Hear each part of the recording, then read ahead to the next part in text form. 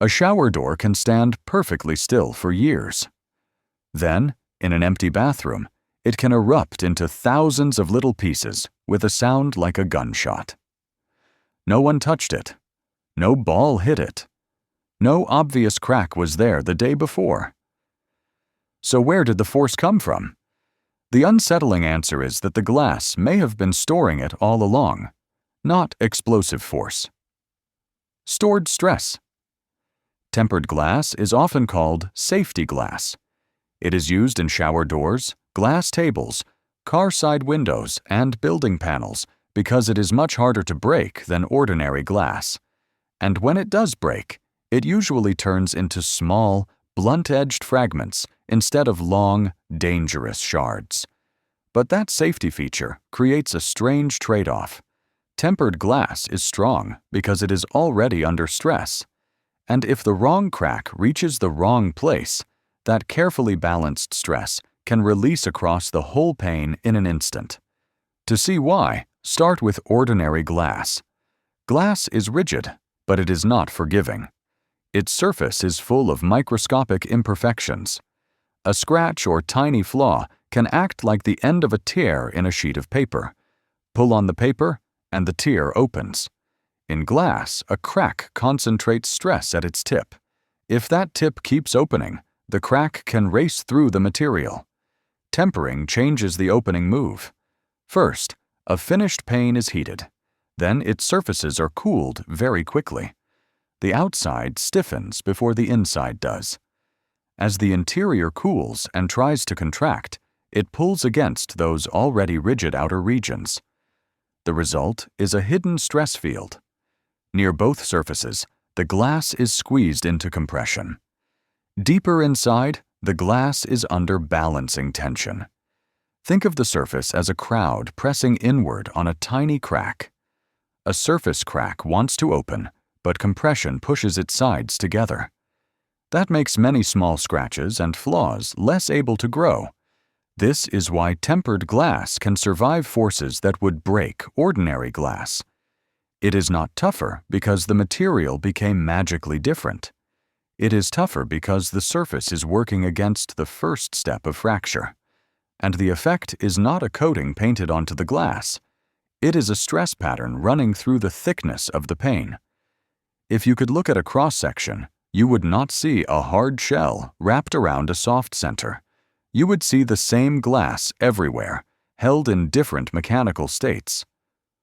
That distinction matters. A scratch does not need to remove a protective film. It needs to create a crack that can open far enough and deep enough to escape the surface compression. But the stress has to balance. The compressed outer regions are held in place by tension inside the pane. That tensile core is the hidden part of the bargain. If a crack stays near the surface, compression can restrain it. If a crack grows deep enough to reach the tension inside, the physics changes very quickly. Now the crack is no longer being squeezed shut. The interior is pulling it open. The pane has stored elastic energy, and the fracture gives that energy a path to escape. Cracks branch. They race in different directions. Within moments, the entire sheet can break into a mosaic of small pieces. That is why tempered glass can look as though it exploded. It did not burn. It did not contain a chemical charge. But it did release energy that had been built into its structure when it was made. And those little pieces are not an accident. They are part of the design.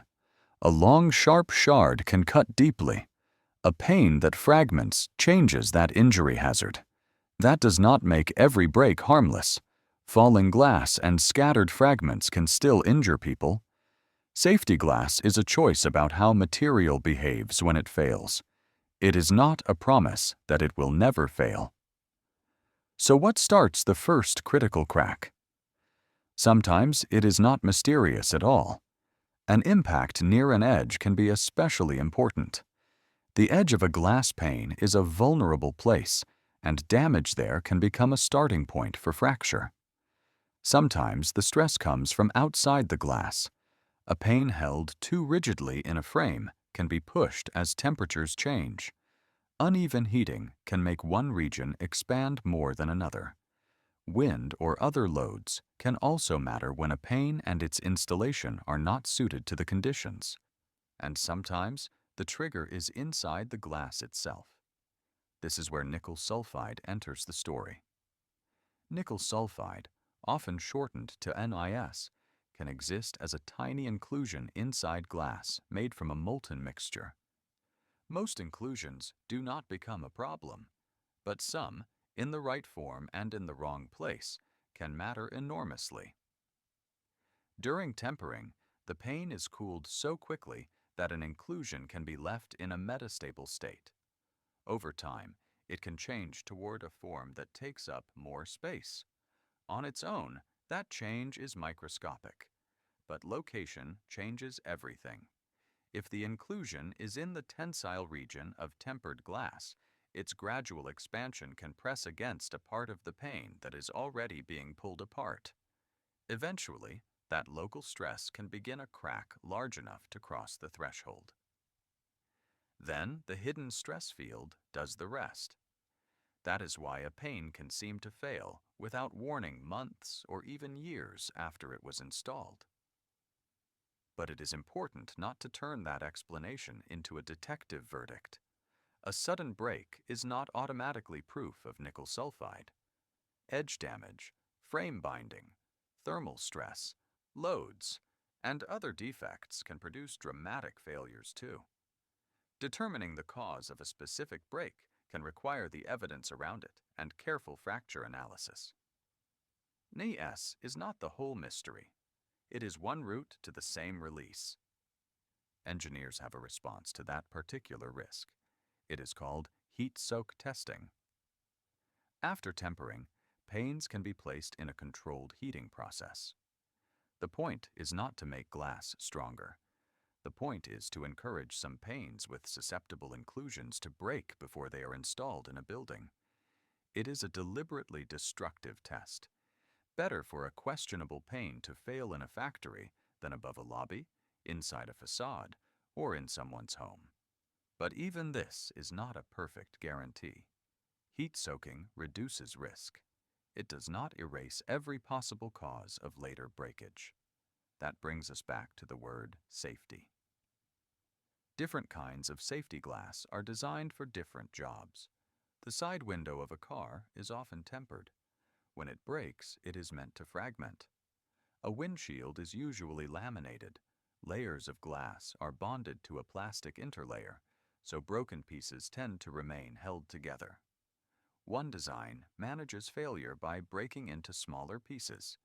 The other manages failure by holding broken glass in place. Neither is simply the better glass. Each is an answer to a different engineering question. And that is the larger lesson inside an apparently impossible event. A tempered pane does not shatter in spite of the hidden stress inside it. It shatters the way it does because of that stress. The same invisible arrangement that makes a shower door resist.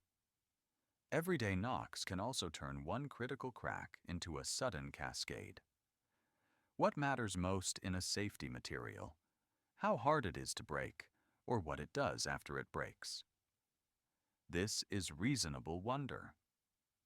Big questions, clear science.